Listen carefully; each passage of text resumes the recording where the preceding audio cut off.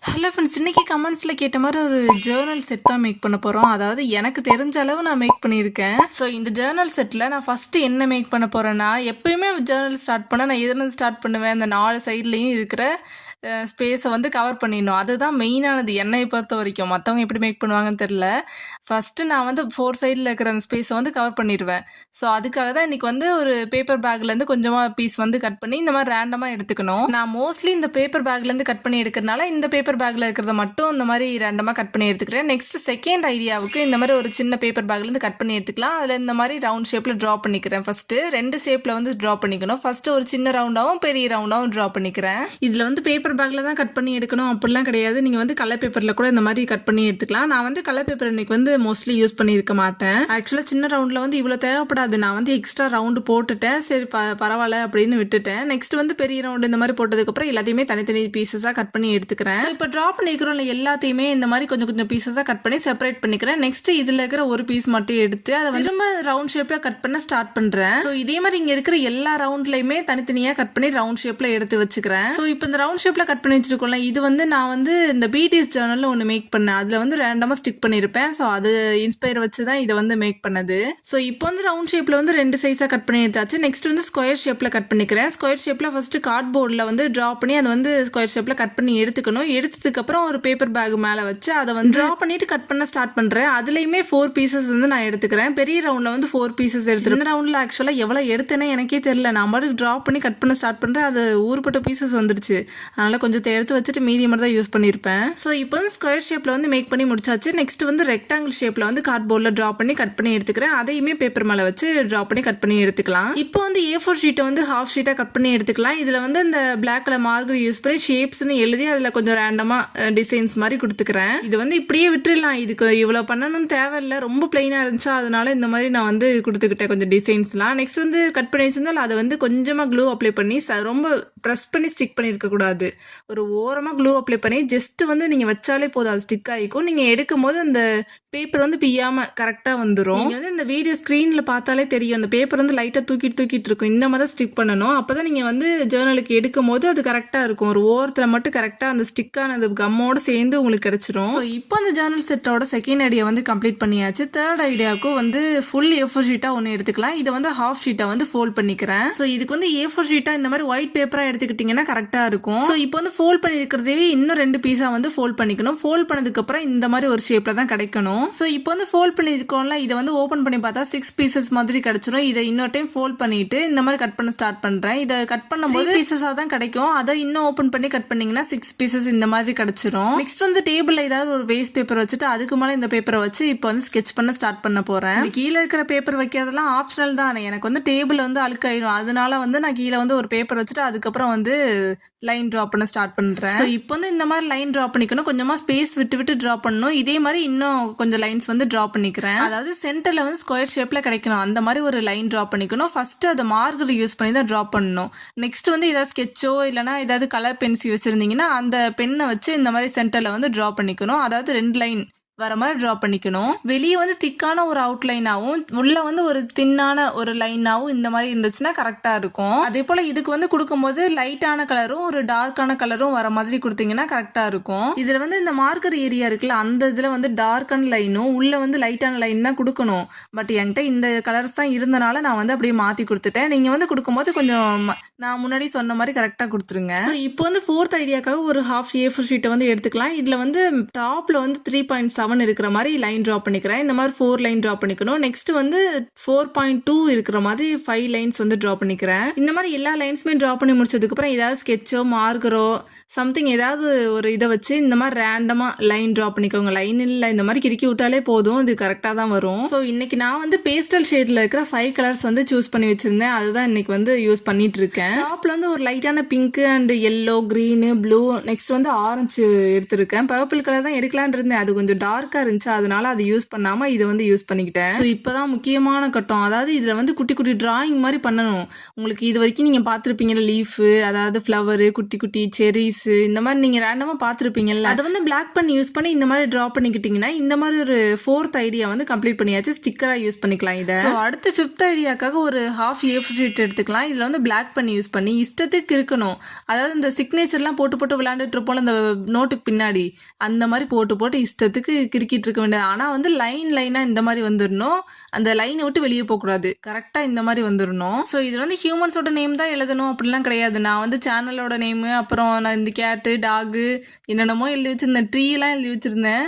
ஆனால் அதை பார்த்தா அவ்வளோக்கெல்லாம் தெரியாது. ஸோ இப்போ வந்து 5th ஐடியாவும் கம்ப்ளீட் பண்ணியாச்சு. இதில் வந்து பார்ட் 2 வீடியோ போடலாமா வேண்டாமா, இந்த 5 இதில் உங்களுக்கு எது ரொம்ப பிடிச்சிருந்துச்சு, எதுலெல்லாம் எது மாற்றலாம், ஏதாச்சும் ஒரு சேஞ்சஸ் நினச்சி வச்சிருப்பீங்கல்ல, அது என்னென்னு மறக்காமல் கமெண்ட்ஸில் சொல்லிட்டு போங்க. வேற என்ன மேக் பண்ணலாம் அப்படின்றத மறக்காமல் கமெண்ட்ஸில் சொல்லுங்கள். இந்த வீடியோஸ் ஃப்ரெண்ட்ஸை மறக்காமல் ஃபாலோ பண்ணிக்கோங்க. பாய். ஹலோ ஃப்ரெண்ட்ஸ், இதுக்கு முன்னாடி ஜேர்னல் செட்னு ஒன்று மேக் பண்ணோம்ல, அதோட பார்ட் 2 வீடியோ தான் இது. ஸோ போன டைம் பார்ட் 1 வீடியோவில் வந்து 5 ஐட்டம் வந்து மேக் பண்ணியிருப்போம். ஸோ இதுலையுமே 5 தான் மேக் பண்ண போகிறோம். ஸோ இன்னைக்கு என்ன மேக் பண்ண போகிறோம், இந்த ஃபோட்டோ ஃப்ரேம் மாதிரி இருக்கும்ல, அந்த மாதிரி தான் மேக் பண்ண போகிறோம். அதுக்கு வந்து 5 கலர் பேப்பர் வந்து ஒரே சைஸில் இருக்கிற மாதிரி கட் பண்ணி எடுத்துக்கிறேன். கலர் பேப்பர்ஸ்லாம் கட் பண்ணால் இதை வந்து தனியாக எடுத்து வச்சுக்கலாம். நெக்ஸ்ட் வந்து ஒரு A4 ஷீட் வந்து ஃபுல்லுமே எடுத்துக்கிறேன். இதை வந்து இந்த மாதிரி ஒரு ஹாஃப் இதாக மாதிரி கட் பண்ணி அதை வந்து எடுத்து வச்சுக்கலாம்.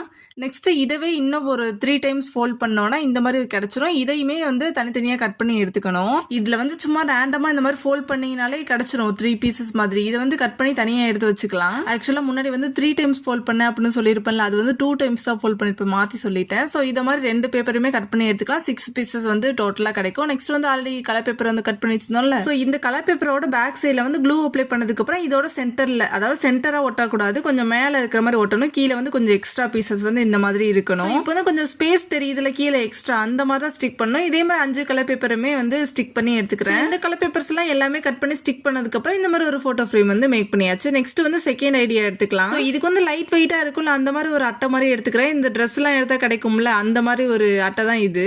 இதில் வந்து ஸ்கேல் யூஸ் பண்ணி இந்த மாதிரி ஒரு சின்ன சின்ன லைன்ஸாக போட்டுக்கலாம். இது வந்து 1 சென்டிமீட்டர் இருக்கும் அந்த ஒவ்வொரு லைனுக்கும் ஸ்பேஸ் கடையிலையும். இப்போ அந்த அட்டையில் வந்து அன்ஈவனாக இருக்குல்ல, அதை வந்து 4 சைட்லையுமே கட் பண்ணி எடுத்ததுக்கப்புறம் இதோட கொஞ்சம் ஒரு சைடு வந்து பெருசாகவும் ஒரு சைடு வந்து சின்னதாகவும் இருக்கிற மாதிரி இந்த மாதிரி ஒரு லைன் போட்டு எடுத்துக்கிறேன். இதில் வந்து சின்ன சின்ன ஒரு 1 வேர்டு மாதிரி இருக்கும்ல, அந்த ஸ்பெஷலு, இந்த மாதிரி கியூட்டு, இந்த மாதிரிலாம் ஒரு வேர்டு மாதிரி இருக்கும்ல, அதை வந்து எழுதிட்டு சின்ன சின்ன ஹார்ட், இந்த மாதிரி சின்ன சின்ன டீட்டெயில்ஸ்லாம் கொடுத்துக்கிறேன். நெக்ஸ்ட் இந்த சைட்லாம் ஃபில் பண்ணதுக்கப்புறம் இன்னொரு சைடில் வந்து இந்த கோட்ஸ் மாதிரி எழுதி எடுத்துக்கிறேன். இந்த கார்ட்போர்டில் இருக்கிறத வந்து இன்னைக்கு நான் கட் பண்ண போகிறதில்ல, ஏன்னா தேவைன்றப்ப கட் பண்ணி எடுத்துக்கலாம் அப்படின்றதுக்காக இதை வந்து அப்படியே விட தான் போகிறேன். ஸோ இப்போ செகண்ட் ஐடியா வந்து கம்ப்ளீட் பண்ணியாச்சு. தேர்ட் ஐடியாக்காக ஒரு A4 ஷீட்டை வந்து ஹாஃப் ஷீட்டை வந்து கட் பண்ணி எடுத்துக்கிறேன். இதில் வந்து கோட்ஸ் லேபிள் அந்த மாதிரி கொஞ்சம் எழுதி வச்சுக்கலாம். அதுக்கு வந்து கொஞ்சம் ரேண்டமாக டிசைன்ஸ்லாம் கொடுத்துக்கிறேன். இதெல்லாம் கொடுக்கணும்னு அவசியம் இல்லை. டெக்ஸ்ட் மட்டும் இருந்து பார்க்கும்போது ரொம்ப பிளைனாக இருந்துச்சு, அதனால வந்து இந்த அக்ரோலிக் மார்க்கர் யூஸ் பண்ணி இந்த கொஞ்சம் சின்ன சின்ன டாட்டு, அதுக்கப்புறம் கொஞ்சம் லைன் மாதிரி இல்லை, கொஞ்சம் இந்த அலைகள்லாம் இருக்கும்ல, அந்த மாதிரி கொடுத்து எடுத்துக்கிறேன். கொஞ்சம் சின்ன சின்ன டாட் மாதிரி ரெட் கலரில் வச்சுக்கிட்டா இந்த மாதிரி ஒரு, இப்போ நம்மளோட ஹெட்டிங் வந்து ரெடி ஆயிடுச்சு. இதில் வந்து